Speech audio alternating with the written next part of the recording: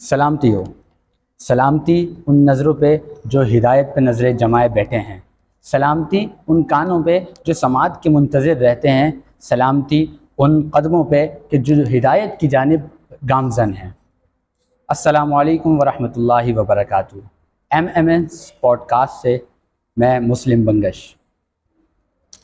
ناظرین محترم، M S pod cost کی جانب سے آج کا یہ پروگرام، آج کا یہ پوڈ کاسٹ، جس کے اندر ہم بات کریں گے سفر کربلا اور اس کے اہم واقعات کے اوپر۔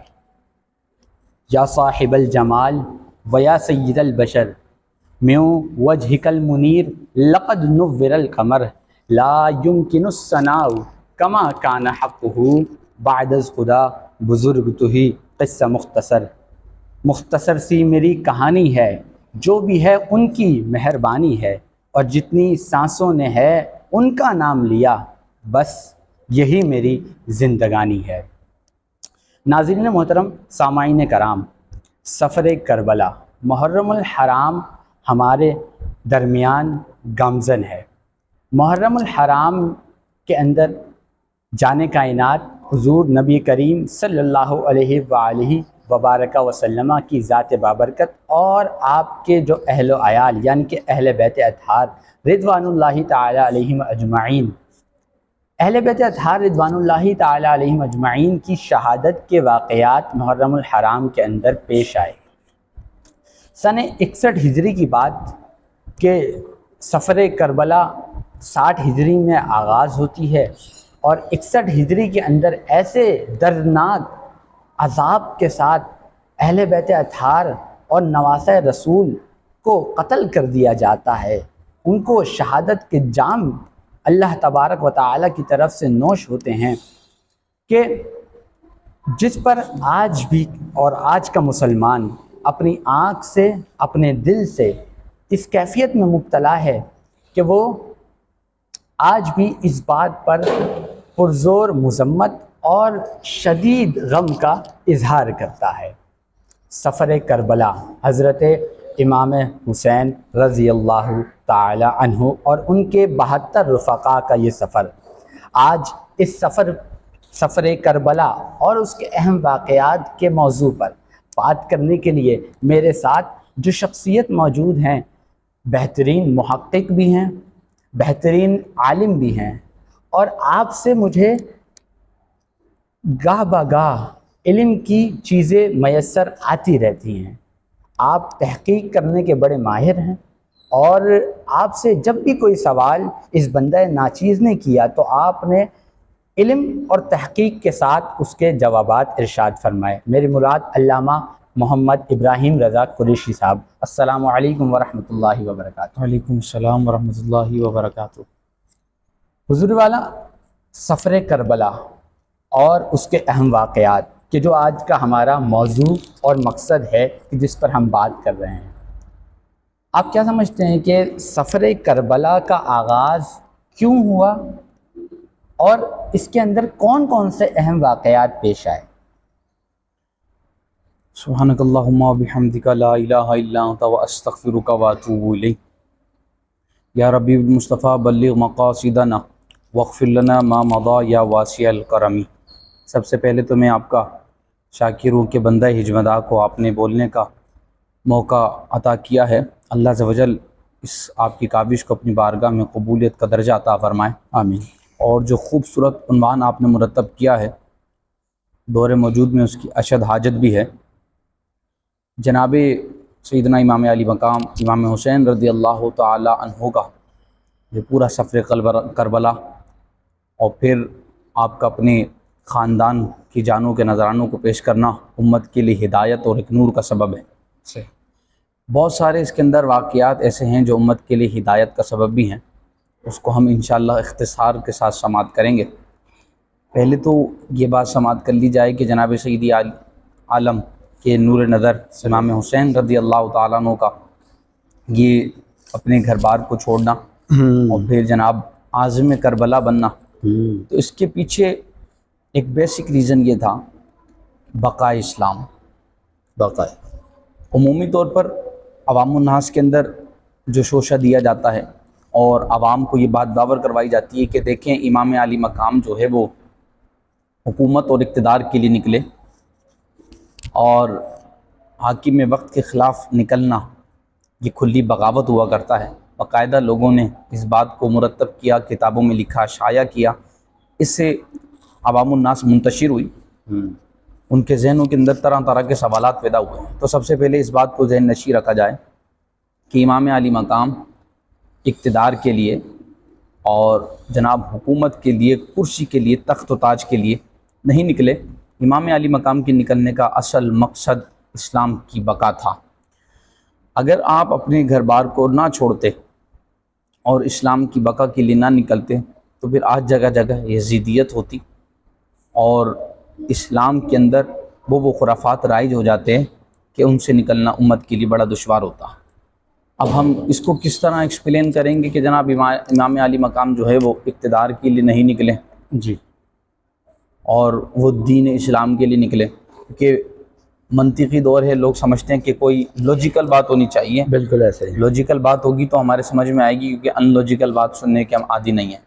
تو اس کو بالکل ایزی ایگزامپل سے سمجھا جا سکتا ہے۔ اگر کوئی بندہ اقتدار کا خواہاں ہو، کسی بندے کو کرسی کی چاہت ہو، تو پھر وہ بندہ سامنے والے کے مد مقابل جب جاتا ہے تو وہ اپنے ساتھ بیوی بچوں کو لے کر نہیں جاتا۔ اگر وہ اپنی کرسی بچانا چاہتا ہے، اگر وہ جناب اقتدار کا خواہش مند ہے، وہ چاہتا ہے کہ میں سلطنت میں آ جاؤں، اقتدار مجھے میسر ہو، تو پھر وہ 6 مہینے کے بچوں کو، عورتوں اور خواتین کو لے کر نہیں نکلتا۔ امام علی مقام کا 6 مہینے کے بچے کے ساتھ نکلنا، عورتوں اور خواتین کو لے کر جانا، یہ بات بالکل آشکار کر رہا ہے کہ امام علی مقام جو ہے وہ کرسی اور اقتدار کے لیے نہیں نکلے۔ موجودہ دور کے حساب سے بھی ہم سمجھ سکتے ہیں کہ اگر کوئی بندہ اپنی کرسی کا طالب ہو تو وہ ایڈی چوٹی کا زور لگا دیتا ہے، بالکل ایسے ہی۔ زمین اور آسمان کے کلابے وہ ملا دیتا ہے کہ میری کرسی بچ جائے۔ اپنے گھر کی عورتوں کو کوئی جناب پولیٹیشین باندھنے نکالتا، بولتا ہے کہ بس میں ہی مرد کلندر ہوں، میں ہی شیر اور میں ہی ترم خواہ ہوں، اپنی کرسی کو میں خود ہی بچا لوں گا۔ تو امام علی مقام کا عورتوں اور خواتین کے ساتھ نکلنا اس بات کا واضح اشارہ ہے امت کو کہ امام علی مقام اقتدار کے لیے اور حکومت کے لیے نہیں نکلے، وہ بقائے اسلام کے نکلے۔ اب باب بہت سارے ہیں اور ایک طویل موضوع کا آپ نے انتخاب کیا ہے، ہم تمام ابواب پر جو ہے وہ کلام نہیں کر سکتے۔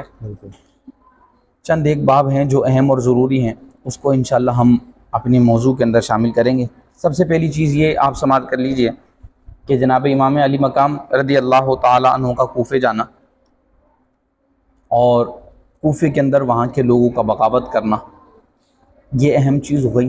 اور پھر وہاں پر جب کربلا کے اندر آپ کا پڑاؤ ہوتا ہے تو وہاں کے لوگوں کو آپ نے جو پہ در پہ حجتیں قائم کی، یہ چیز امت کو ملحوظ رکھنے والی ہے۔ جب آپ گھر سے نکلتے ہیں تو گھر سے نکلنے سے پہلے ایسا نہیں ہے کہ آپ کو ایک میسیج آیا اور آپ چلے گئے ہوں۔ بالکل۔ اس سے مفتی احمد یار خان نعیمی اور مولانا نعیم الدین مراد آبادی نے وہ جو کتاب لکھی ہے سوانح کربلا، سوانح کربلا کے اندر یہ بات واضح طور پر موجود ہے۔ آپ نے لکھا کہ اس دور میں 150 چٹھیاں آئی تھی آپ کے پاس۔ یعنی کہ خطوط کا آنا سبب بنا۔ جی بالکل، کیونکہ جب سیدنا امیر معاویہ رضی اللہ تعالیٰ عنہ آپ حکومت کے معاملات سنبھال رہے تھے تو اس وقت بھی کچھ لوگ ایسے تھے کہ جنہیں جناب سیدنا امیر معاویہ کی ذات پسند نہیں تھی، تو انہوں نے تقریباً 150 چٹھیاں اس دور میں بھیجی کہ آپ آ جائیں اور ہم آپ کے دست مبارک پر جو ہے وہ بیعت کرنا چاہتے ہیں۔ یعنی کہ علامہ صاحب اگر میں سمجھوں آپ کی بات سے کہ لوگ جو ہیں وہ ایک صحابی رسول کے مقابلے میں نواسہ رسول کو لے کر آ رہے ہیں۔ جی بالکل، کیونکہ جناب سیدنا امیر معاویہ رضی اللہ تعالیٰ عنہ پر طعن و تشنیع کا باب جو ہے وہ لوگوں نے کھول رکھا تھا۔ یعنی کہ لوگ اتنے بدتمیز، بے غیرت کہ مطلب صحابی رسول جس نے جاگتی آنکھوں سے نبی کریم صلی اللہ علیہ وآلہ وسلم کو دیکھا اور پھر ان کے مد مقابل آپ بتائیں نا علامہ صاحب کہ مطلب نواسہ رسول اور صحابی رسول کا مقابلہ تو ہو ہی نہیں سکتا نا۔ یہ ایمان جو ہے نا جی وہ نام ہی حیا اور ادب کا ہے۔ بالکل جب بندے میں سے حیا اور ادب چلا جاتا ہے تو پھر وہ بے باک ہو جاتا ہے۔ بالکل اور جب وہ بے باک ہو گیا تو پھر اسے کسی کی ذات پر اعتراض کرنے میں، کسی پر تان و تشنیع کرنے میں، بالکل کسی پر سب و شتم کرنے میں، کسی پر زبان کو طول دینے میں اسے ذرہ برابر بھی حیا نہیں آتی، کیونکہ حضور علیہ الصلوۃ والسلام نے فرمایا الحیاء من الایمان، ہاں بھائی، الحیاء کل خیر، الحیاء لا یأتی الا بخیر، حیا ساری کی ساری خیر ہے، حیا جب بھی آتی ہے خیر لاتی ہے، حیا ایمان سے ہے، اور فرمایا جس کی حیا چلی جائے فصنع ما شئت، ہاں پھر اس کی جو مرضی ہو وہ کرے۔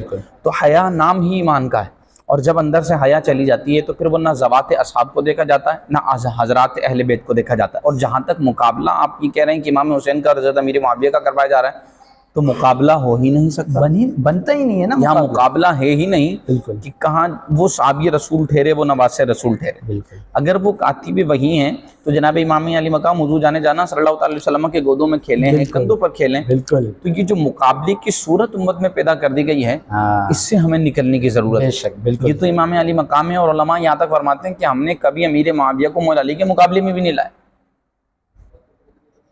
یہ دیکھیے وہ امام علی بالکل مقام کا ایسا اور ہی ہے، امیر معاویہ کا مقابلہ تو کجا، ہو ہی نہیں سکتا۔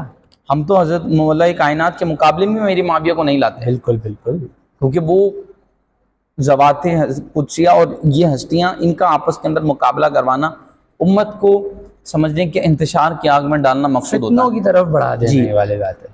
فضیلت ایک الگ چیز ہے، بے شک مقابلہ ایک الگ چیز ہے۔ بالکل اللہ عز و جل نے حضور علیہ الصلوۃ والسلام کی معیت میں رہنے والے ہر ذوات اور ہر نفوس قدسیہ کو ایک بڑا خوبصورت مقام دیا ہے، اور اسے صاحب حکیم الامت مفتی احمد یار خان نعیمی رحمۃ اللہ تعالی بڑے بہترین انداز میں بیان کرتے ہیں کہ حضور علیہ الصلوۃ والسلام نے جو بات ارشاد فرمائی ہے کہ اصحابی النجوم اقتدیتم اہتدیتم، ہاں بالکل، میرے صحابہ تاروں کی مانند ہیں، ان میں چاہو جس کے بھی اس میں جو مفتی احمد یار خان نعیمی نے بڑا لطیف نقطہ لکھا ہے وہ یہ کہ آسمان پر جب بندہ تارے چمکتا ہوا دیکھتا ہے تو کسی کی روشنی زیادہ ہوتی ہے، کسی کی کم ہوتی ہے، ایسا ہی ہے، تارے سارے ہیں، بے شک چمک سب میں ہے، لیکن کسی کی کم ہے کسی کی زیادہ ہے۔ بالکل، فرمایا جو زیادہ چمک رہے ہیں وہ اشارے دے رہے ہیں کہ یہ ابو بکر ہیں، یہ عمر ہیں، یہ سبحان عثمان ہیں، اللہ، یہ علی بے ہیں۔ جن شک کی روشنیاں کم ہیں فرمائیں کہ انہوں نے حضور کی صحبتیں اور قربتیں کم پائی ہیں۔ فرمایا تارے سارے کی سارے ہیں اور چمک سب میں ہی ہے، لیکن کسی کی چمک زیادہ ہے کسی کی کم ہے، تو کسی کی فضیلت زیادہ ہے اور جناب کوئی فضیلت کے اعتبار سے اب وہ اس درجے پر نہیں ہے، تو لہٰذا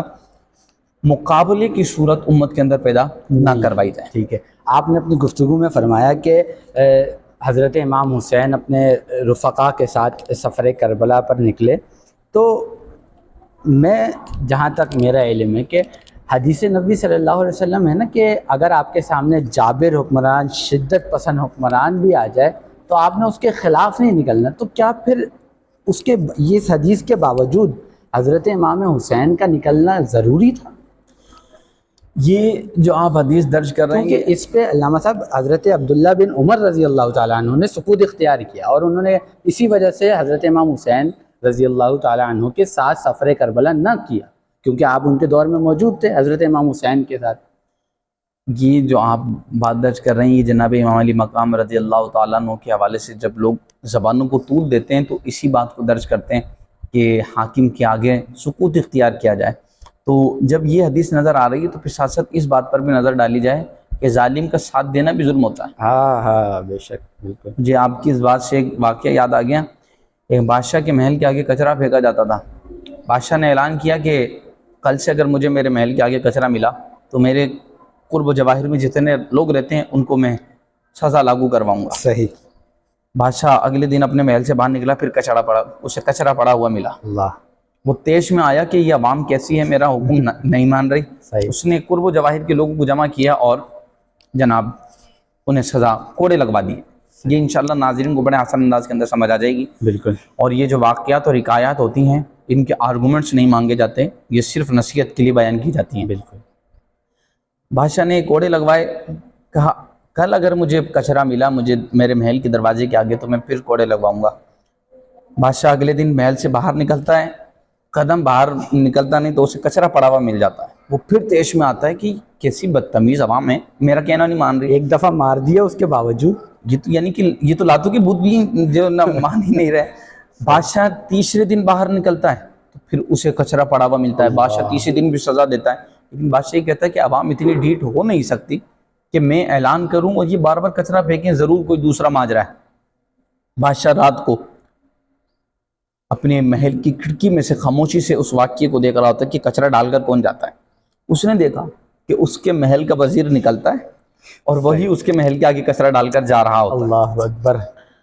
اس نے دیکھ لیا، خاموش رہا۔ اس نے عوام کو پھر بلایا، اور جو اس کو قرب و جوائر میں کہا جن بندوں کو 2-3 دن سے کوڑے لگ رہے ہیں انہیں پھر بلایا جائے۔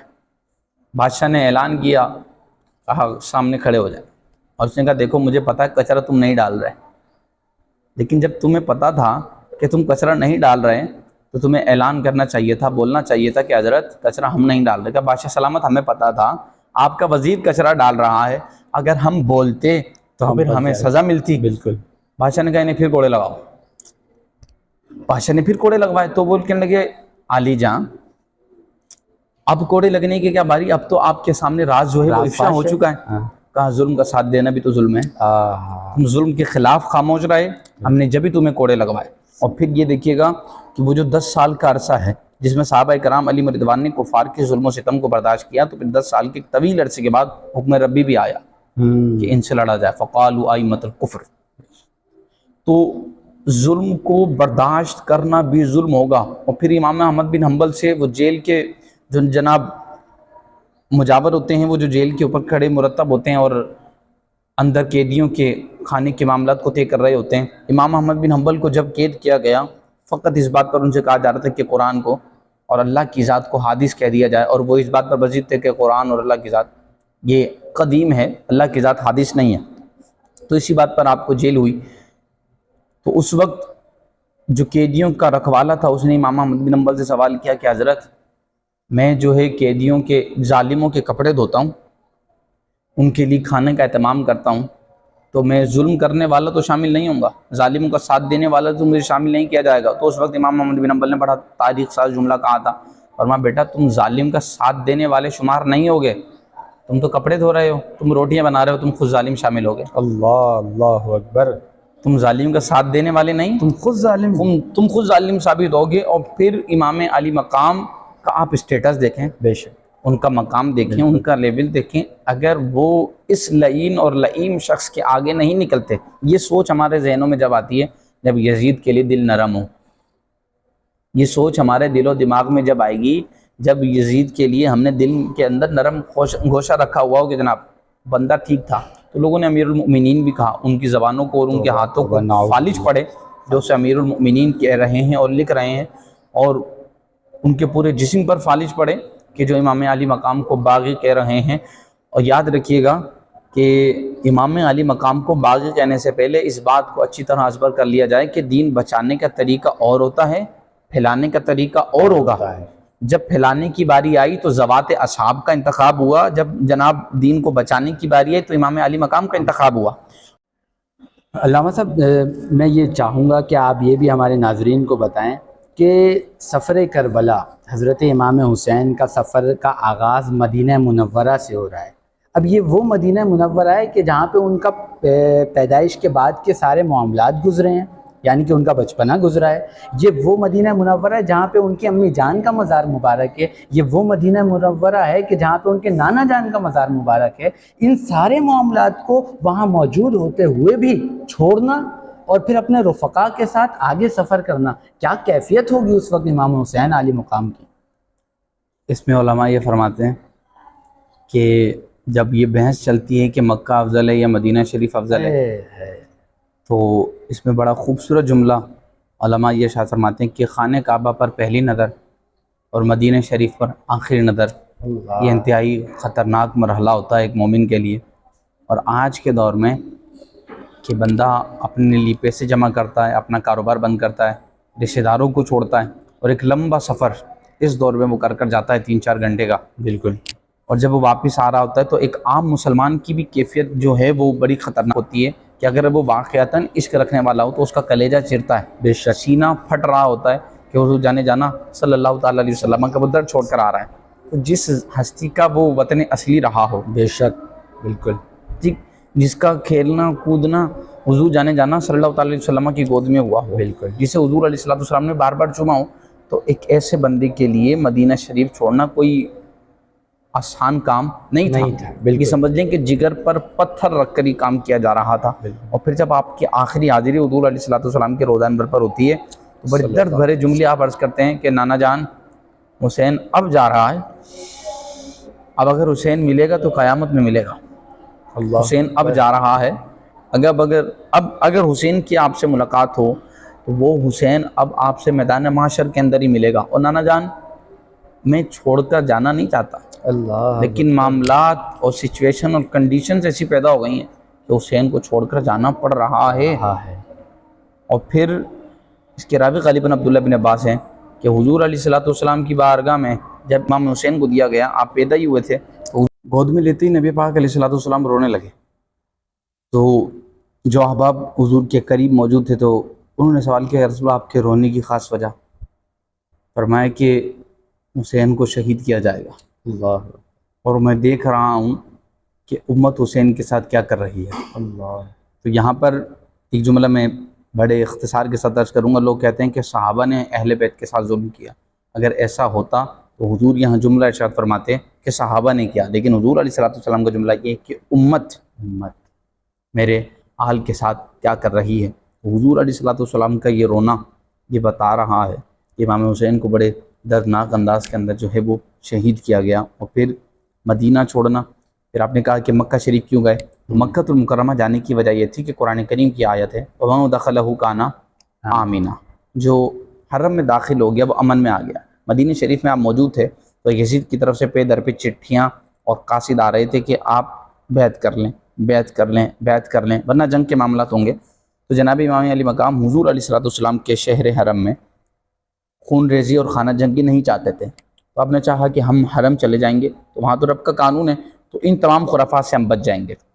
تو مکہ المکرمہ جب آپ گئے تو یہی امید اور آس لے کر گئے تھے کہ وہاں پر ہمیں جنگ کے معاملات سے ہم بچ جائیں گے اور اپنی زندگی وہاں گزاریں گے۔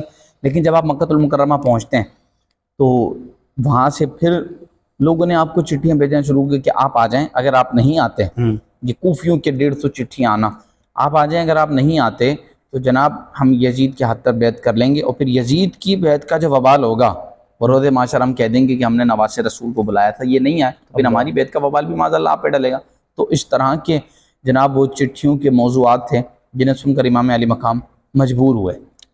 تو ایسے نہیں کہ پھر آپ ڈائریکٹ گئے، امام مسلم جو آپ کے چچا زاد بھائی ہیں انہیں بھیجا کہ آپ جائیں، وہاں کی کنڈیشن اور سچویشن، ہاں جی، مسلم بن عقیل، وہاں کی سچویشن سے ہمیں آگاہ کریں، کیونکہ یہاں سے عبداللہ بن زبیر ہو گئے، عبداللہ بن عمر ہو گئے، یہ تمام جو ہے وزیر تھے کہ آپ نہ جائیں۔ تو اس پر امام حسین نے کہا تھا کہ ہم اپنا ایک قاصد بھیج دیتے ہیں، وہ وہاں سے رپورٹ کرے گا، حالات مثبت اور مناسب ہوں گے تو ہم بھی چلے جائیں گے، ورنہ انہیں بھی بلا لیں گے۔ تو جب امام مسلم وہاں گئے تو آغاز میں بڑے بہترین اور عمدہ معاملات تھے، لوگ بڑی محبت سے پیش آ رہے تھے، ہاتھ پاؤں چھونا، دعوت وغیرہ کے معاملات تھے۔ تو اچانک سے وہاں پہ معاملات بگڑے، ابن زیاد کو یزید نے بھیجا، کیونکہ کوفے کے اندر یزید کے چاہنے والے بہت تھے، اور یزید کوفے کے اندر جو اس وقت کا گورنر تھے وہ جناب اہل بیت سے محبت رکھنے والے تھے، ان کا نام ابھی ذہن میں مستحضر نہیں ہے۔ تو یزید کے چاہنے والوں نے خط بھیجا کہ یہاں پر امام حسین کا ایک بندہ نائب بن کر آیا ہے، اور آپ نے جو گورنر مقرر کیا ہے اس نے ان کے خلاف کوئی کارروائی نہیں کی۔ تو اس بندے کو وہاں سے معزول کیا گیا، اور یہاں سے ابن زیاد کو وہاں کا خلیفہ مقرر کیا۔ اور جب ابن زیاد یہاں پہنچا کہ یزید آرڈر جاری کر چکا تھا، وہ جو میرے خلاف وہاں پہ سازشیں قائم کی جا رہی ہیں مسلم بن عقیل کے ذریعے، ان سازشوں کو توڑا جائے، جو تم سے ہو سکتا ہے کرنا۔ تو جب وہ گورنر بنا تو اس نے وہاں پر آتے ہی لوگوں کو متنفر اور منتشر کر دیا، دھمکیاں دی کہ اگر تم امام حسین کے ساتھ رہیں تمہارے بچوں کو کاٹ دیا جائے گا، تمہیں کاٹ دیا جائے گا، تمہارے گھروں پہ قبضہ ہوگا۔ آپ جانتے ہیں کہ جان سب کو پیاری ہوتی ہے، بچے سب کو پیارے ہوتے ہیں، تو انہوں نے عارضی سامان پر نظر رکھتے ہوئے امام مسلم بن عقیل کا ساتھ چھوڑا۔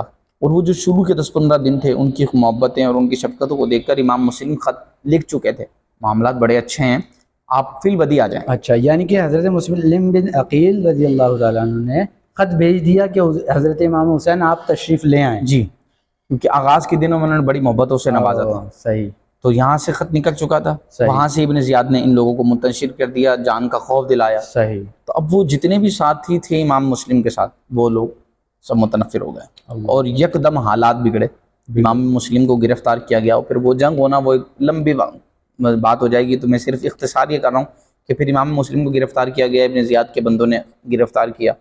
تو اس وقت امام مسلم کی فقط ایک ہی چاہت تھی کہ کوئی ایک بندہ امام حسین کو خط لکھ دے کہ یہاں نہ آئیں۔ اللہ